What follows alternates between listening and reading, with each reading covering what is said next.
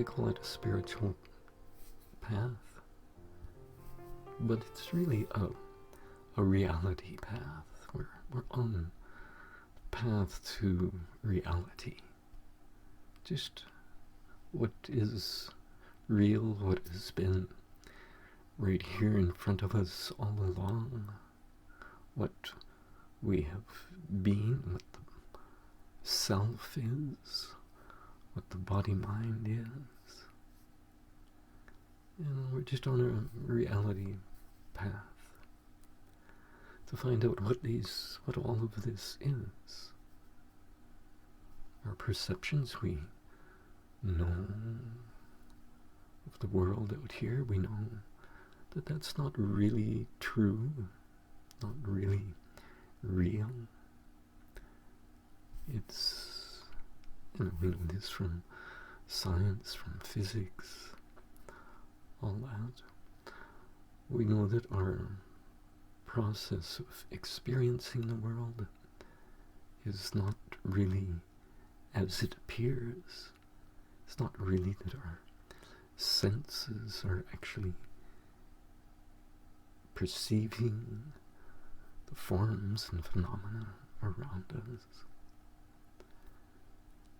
as it appears, but we continue to feel and experience that we are actually perceiving the world out here that doesn't really exist as we think it does.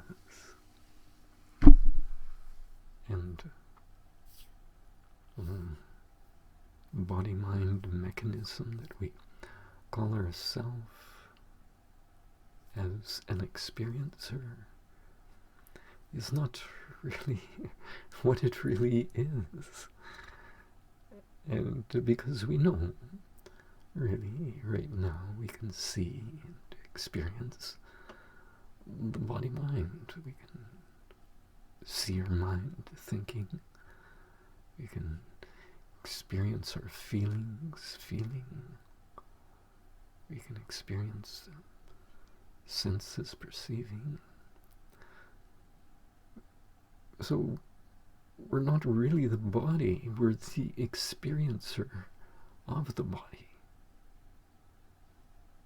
We're the observer of the body.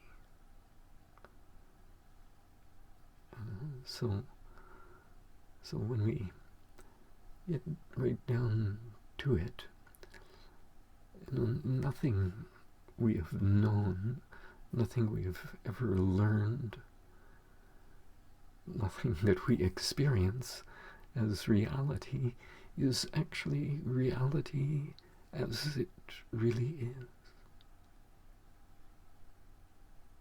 So we're on a reality path, a path to reality as it really is. And but it's interesting that reality is different in different states of consciousness. So when we awaken to being unbounded, infinite consciousness that is the real experiencer, or you could say the real field in which all experience is happening, which is the first awakening.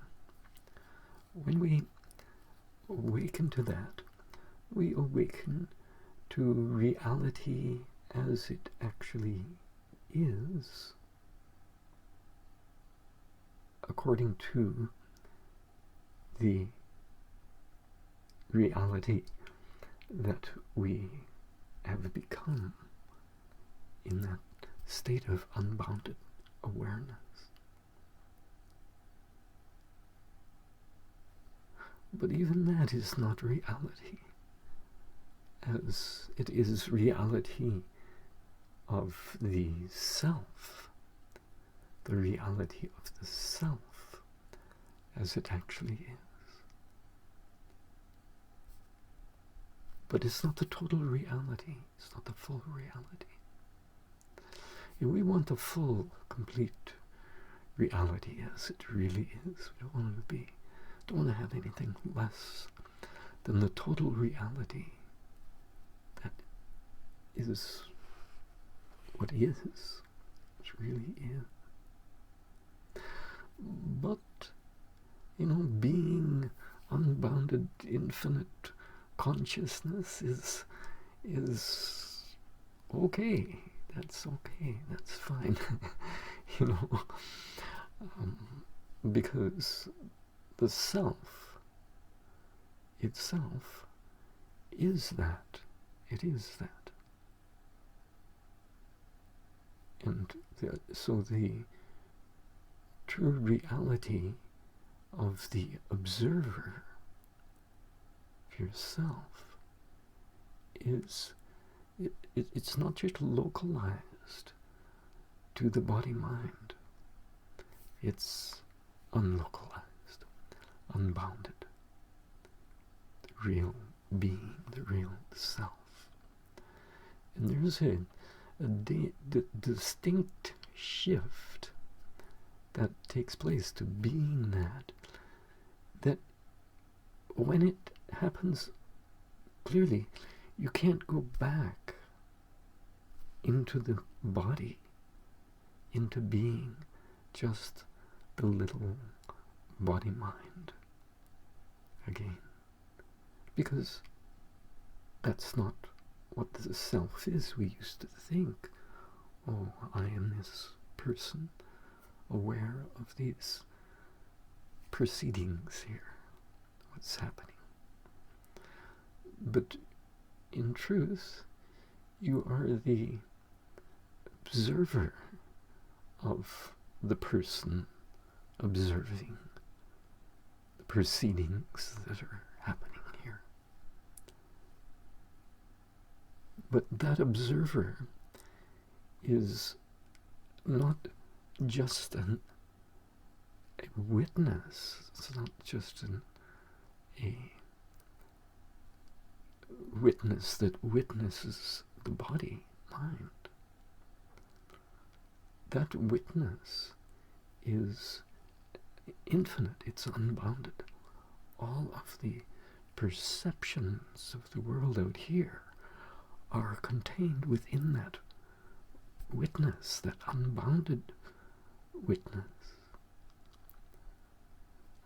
So we don't get confused about what awakening is. Awakening is not just awakening to being the silent observer that observes the body-mind. That's good, but that's not the real awakening. Awakening happens when that witness awakens to its infinity, awakens to its unbounded field of being, in which all the boundaries of the world, universe, body-mind are within that, are contained in that unbounded being that you really are, that the self really is. So let's be clear on what awakening really means, really is. That self is the I, the same I that you're experiencing right now. Same self is not just witness to the body-mind, but it is the field, unbounded field, in which all perceptions of the world and universe out here are contained. It's the source. You become the source of existence. It is the absolute field of pure being in which all manifest appearance is happening. So this is the first awakening. This is the first thing. And what we do here is we really, I guess, enliven that memory, enliven the memory of reality, the memory of the reality of the self, which is the first awakening. Remembering the reality of perceptions, which is, you can say, a second awakening. And we'll just go into this just so we know what that means. Because it could happen we either can begin to remember the process of perceiving as it really is, and or we could remember the total reality of what our perceptions really are. And generally the shift to what we call unity consciousness is really the remembrance in that field of unbounded being that you have become in the first awakening. The remembrance of itself as being all perceptions of everything, everywhere. All these forms and phenomena, everything that we see and experience in our field of perception, that I am. I am that. I am all this. All this. This is a shift to unity consciousness. It's not a shift that happens to you as the person. It's a shift that happens to the field of unbounded being that you really are. It happens to your real, unbounded self.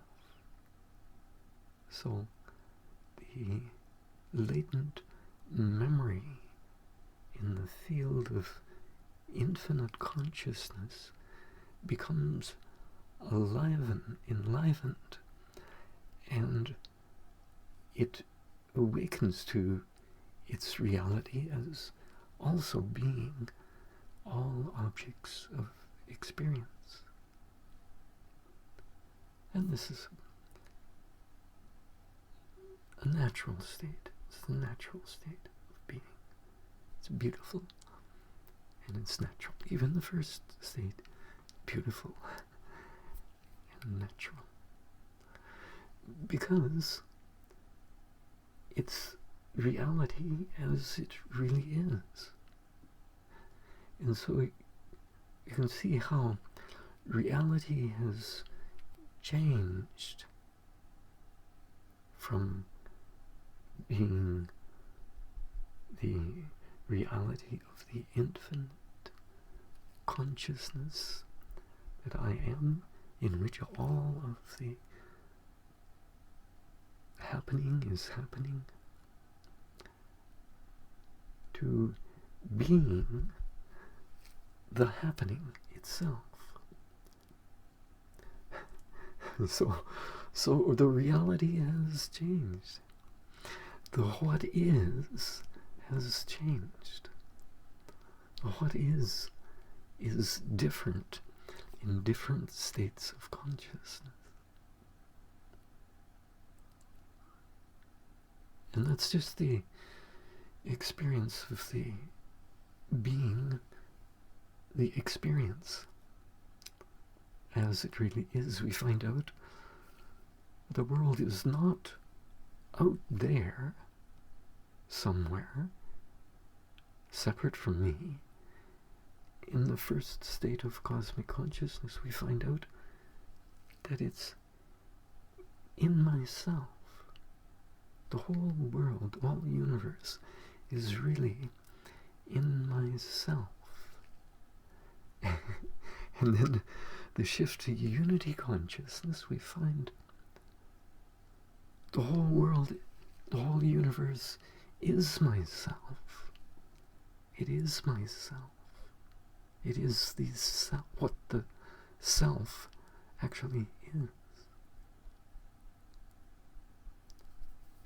So these are great revelations, great shifts that we can't go back from that. Once the shift has happened, there's no going back. Because how can you go back to something that isn't real? That's just not what it really is. But those shifts, even to unity consciousness, are really just the beginning, the real beginning.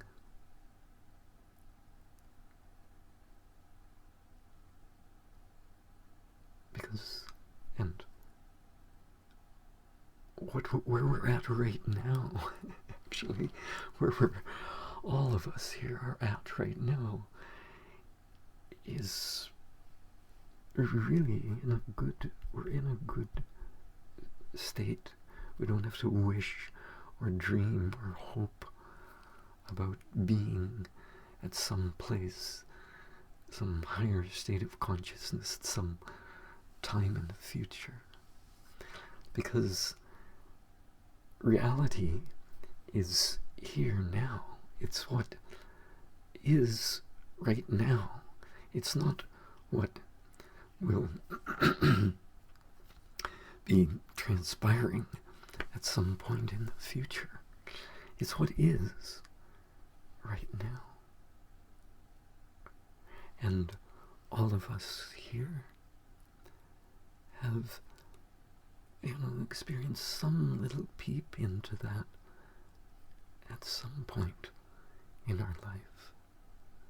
Some peep into that, because right here and now, around you, all around you, the space, all around you, the space between your eyes and this screen, that space is alive and awake, and that space is really listening and watching. It's not the mind. It's not your little mind that is really watching this. The whole space around you is watching you, watching this. The whole space is a space of, we can feel the presence in the space around us here now. And the reason we can feel that, if you just be still, just be still and be awake to the stillness in the room around you. see, it's not just a silent stillness. It's an alive, awake, watching, listening stillness. It's watching and listening to your every move, to your every breath. It's awake because it's your own unbounded, unlimited wakefulness, unbounded consciousness that has been here all along, but it's been covered up by our identification with the body-mind and all the objects of experience. So when it's covered up like that, and when we have that old, long-standing habit of identifying with this individual body-mind as being who I am, then we create a false reality. We have been living in a false reality, a false identification with the body-mind.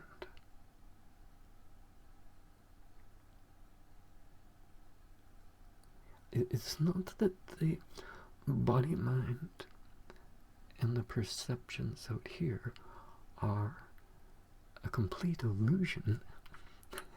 It's not that, really. It's just experiencing it in its true reality. That's what's been missing all along. The experience of life in its true reality. And so here we get to come a little closer to that reality, because we can sense, something can sense that stillness, that really alive, watching awareness that is, or watching presence, I can say, in the environment around us. And the reason why you can sense that presence is because that's the actual character of your own self. It's the nature of your own being that we've not been familiar with because it's so vast and expansive that we've become settled with just the experience of myself as being this little body. We're comfortable with that. We're in a comfort zone of ignorance, really, of comfort zone of ignorance of reality as it actually is.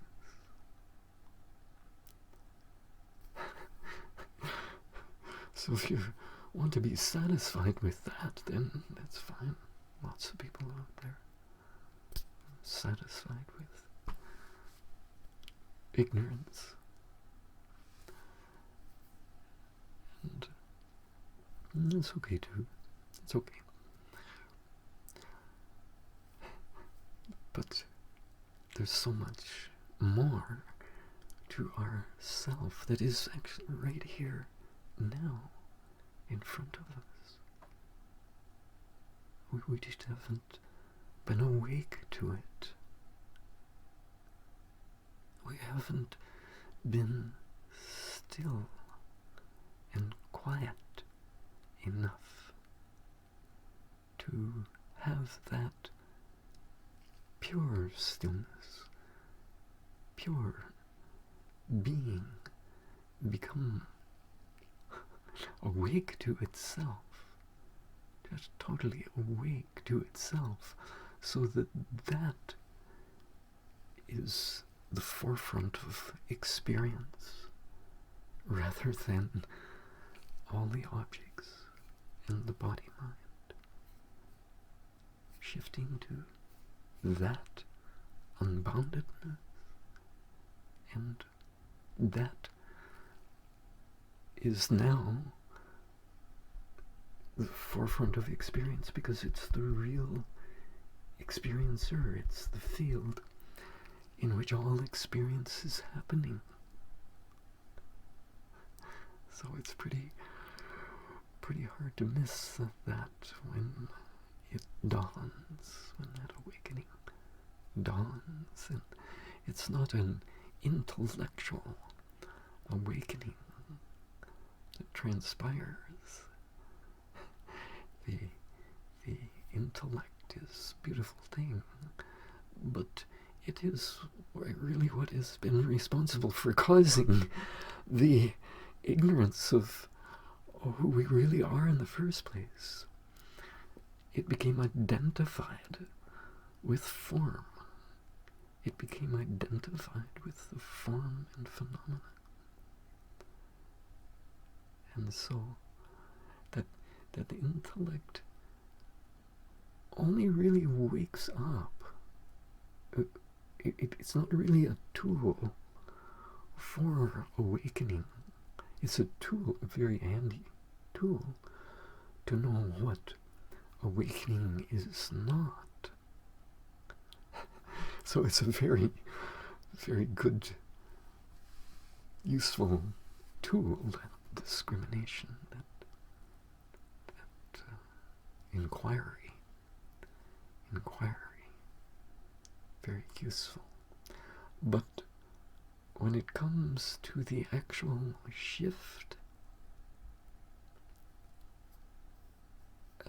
it's pretty useless. It has to stop inquiring. It just has to stop everything, so that the real self can see itself all by itself. It doesn't need any help. This is how it happens. It happens by itself when the mind stops. And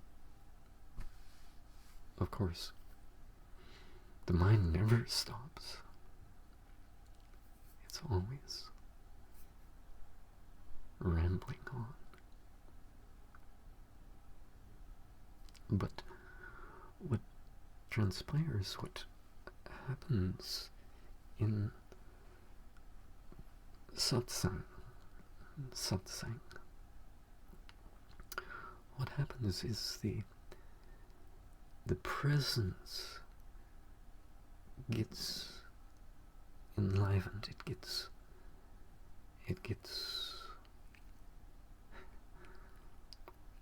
begins to remember itself. It just becomes more awake in the environment around, because it's really that presence that is speaking and listening through us.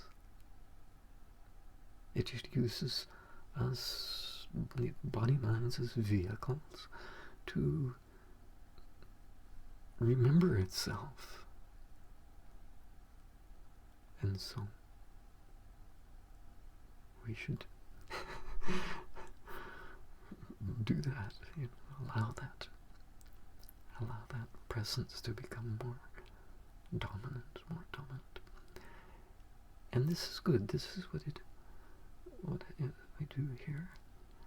The presence becomes more awake, the awareness becomes more clear,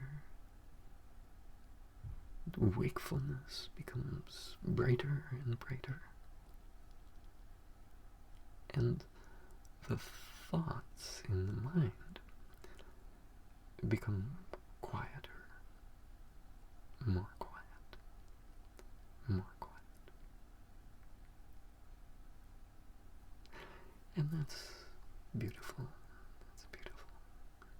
So see, we begin to move in the direction of the experience, direct experience of really being, or moving in that direction of being the stillness, being the presence, being the transcendental field.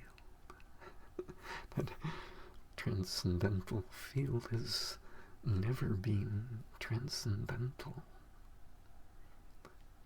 It has always been right in front of us here, all along, all along.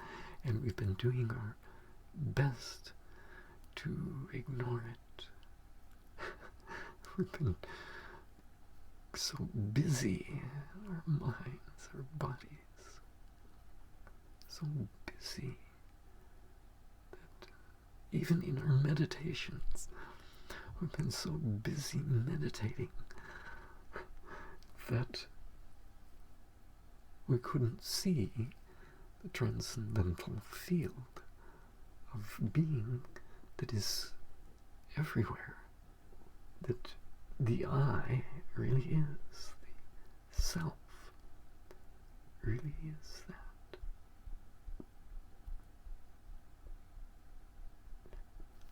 So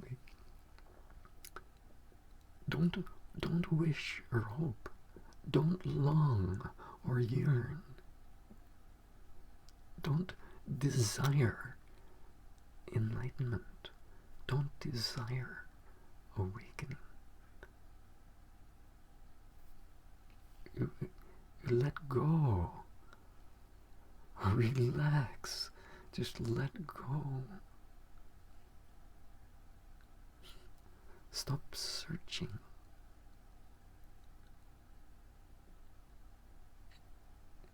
And see, just even the movement in that direction, of course, we can't tell the mind to stop desiring because it doesn't know how to do that. But even just the movement in that direction helps to relax the search somewhat, so that the clear presence, the you could say, just the light of consciousness the unbounded light of infinite consciousness, which is the presence in the room around us, can shine a little more brightly. They can just open up a little more clearly. The mind can settle a little more. The awareness can become brighter and clear, and really at least move in the direction of coming out of all those concepts and ideas and understandings and feelings and emotions and perceptions. Because the unbounded awake, just clear wakefulness, pure wakefulness, is the reality of yourself. It is yourself. You are just pure wakefulness. pure being. And that begins, at least, to come to the forefront of experience here and now. Because you can see more clearly now your body. You can feel your whole body. You can see some shining presence becoming more dominant in the perceptions around you.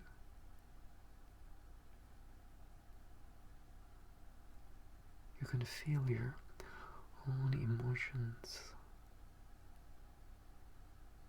So that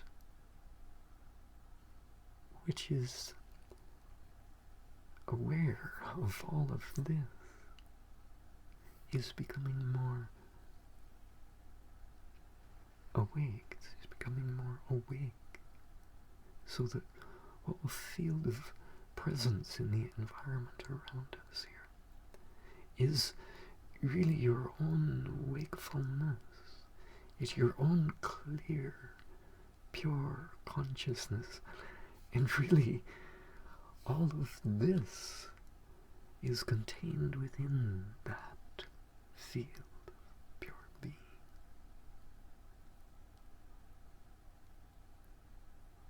You are consciousness.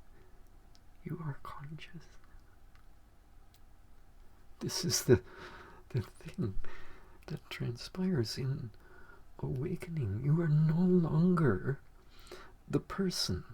You've never been the person in the first place. You've always been the observer of the person. And that observer has always been unbounded. It has been the unbounded field in which all of this is contained. This is not an understanding, it's not a knowledge that we're teaching. It's not something that you are learning. It is being spoken here and now because it can have the effect, if we're simple, just simple and innocent and open, it can have the effect of bringing that field of that witness that is caged in the mind and body, bring that witness out so that it can see its unbounded reality that it really is.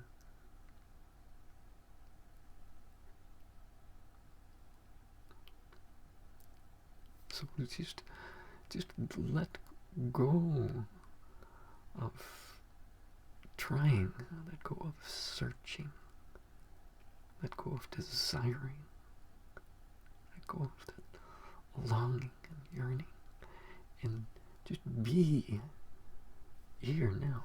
Be this simplicity, this utter simplicity of the eternal reality of now, right now.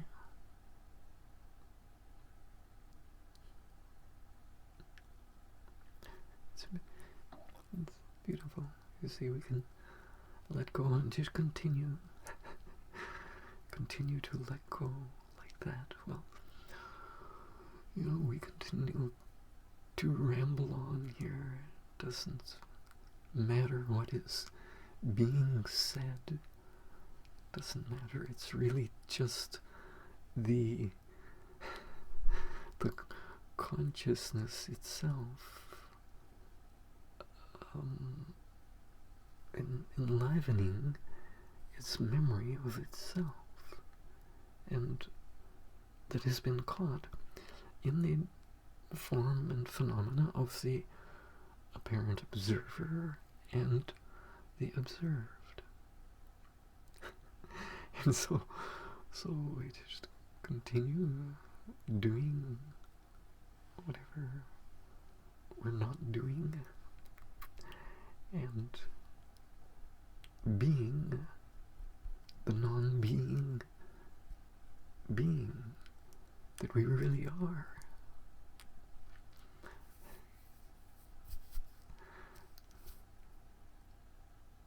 So that's just a little flavor of the first shift that takes place in awakening, the first experience of reality as it actually is, from the perspective of the unbounded self.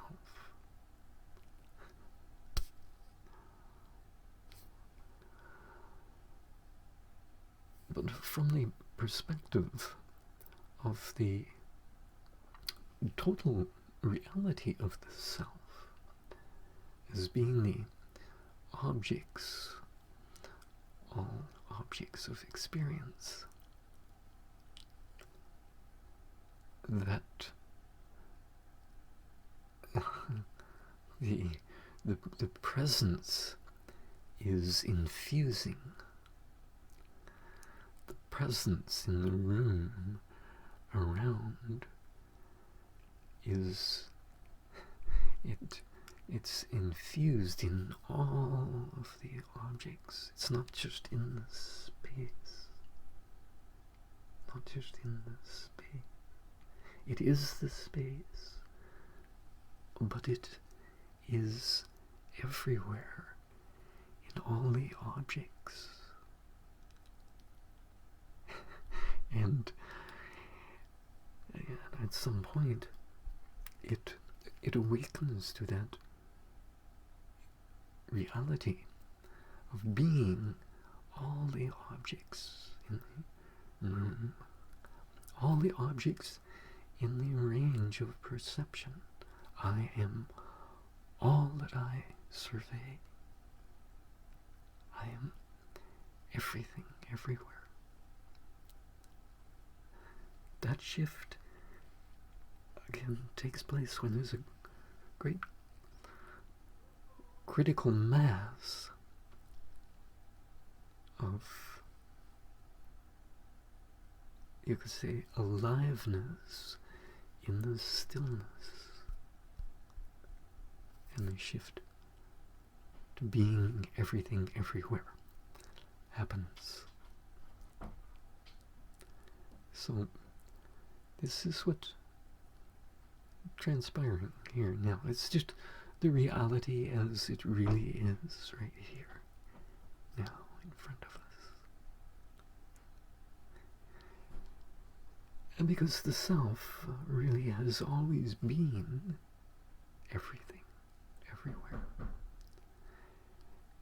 And so that's just the, we could say, second shift.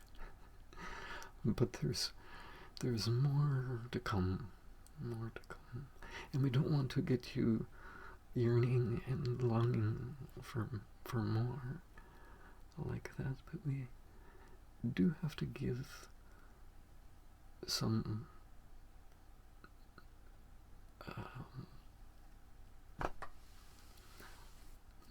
knowledge of reality as it actually is here.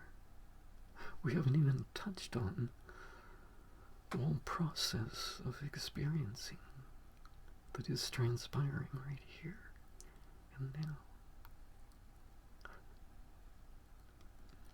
We think it's a person here sitting here talking to some people that are connected to the internet and are watching all of this. But that's just a superficial experience of what is really happening. Because what is really happening is that the self, in the appearance of this, is experiencing itself in the appearance of that. So there's a flow of consciousness in its process of experiencing itself. And this is really only directly known in unity consciousness, in more of a finer perception of the flow of consciousness in its process of experiencing itself at every point, everywhere, in the field of infinity. And so what transpires in that is that the finer levels of the reality of the surface appearance of life everywhere that appears as all of this, the finer quantum mechanical levels of infinite consciousness are being revealed, being exposed, not only here and there, but everywhere, everywhere, everywhere. So these finer levels start to be experienced. And that can be happen at any time. Because these finer levels are beautiful and very fine, defined flows of our self in its process of experiencing itself, and more of the beauty and love and fullness of being that you really are gets awakened, gets unfolded, gets revealed, just revealed.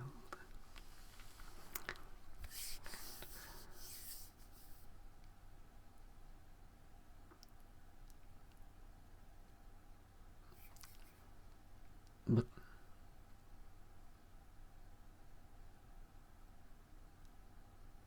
in another shift that takes place,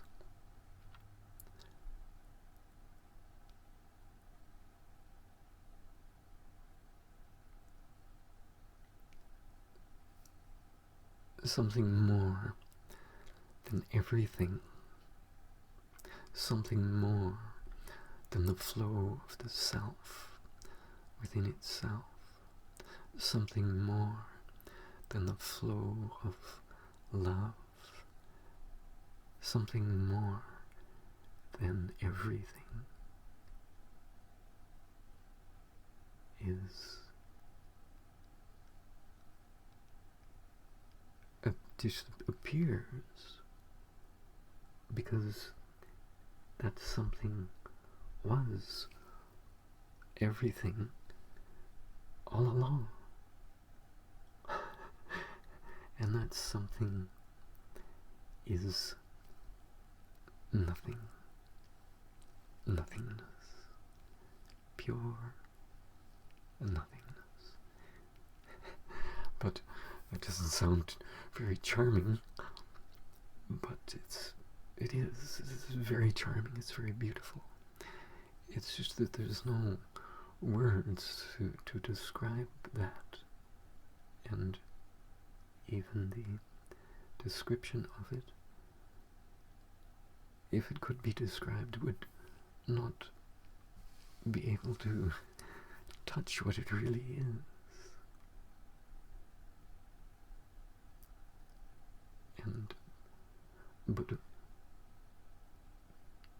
And you see, this is beyond the experiencer, it's beyond the experiencing, it's beyond all experience.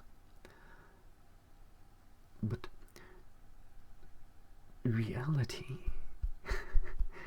is different in different states of consciousness.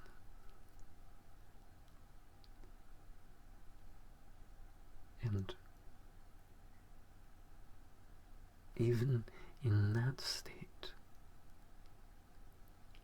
there is a deeper reality that gets revealed, and can only get revealed in that state.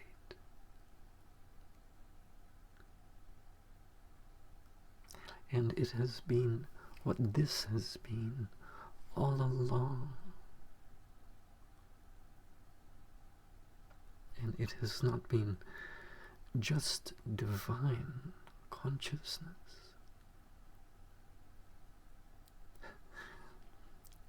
It has been sheer divinity, sheer supreme divinity, that we can't put a label on it. We can't begin to describe what it is, but we can get some sense in that direction here and now, because in that presence that is here now around us, that presence is really the presence, that supreme divine presence that is only what is. It's only what is. It's supreme divinity. And we can only really let go and allow that divineness to remember its own perfection that has been colored by our false identification with the body-mind. But it has been that all along. It's been sheer perfection all along. And it's not that we have to refine our body-mind culture, everything, all of that, which is fine too, that's okay too, to become perfect, a perfect being. No.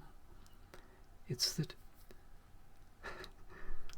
what is has been pure perfection all along.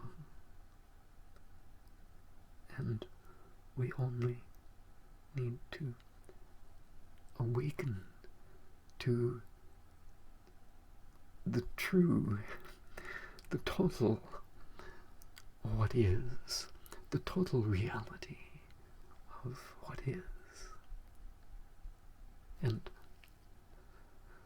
can only do that now, can only surrender to that now.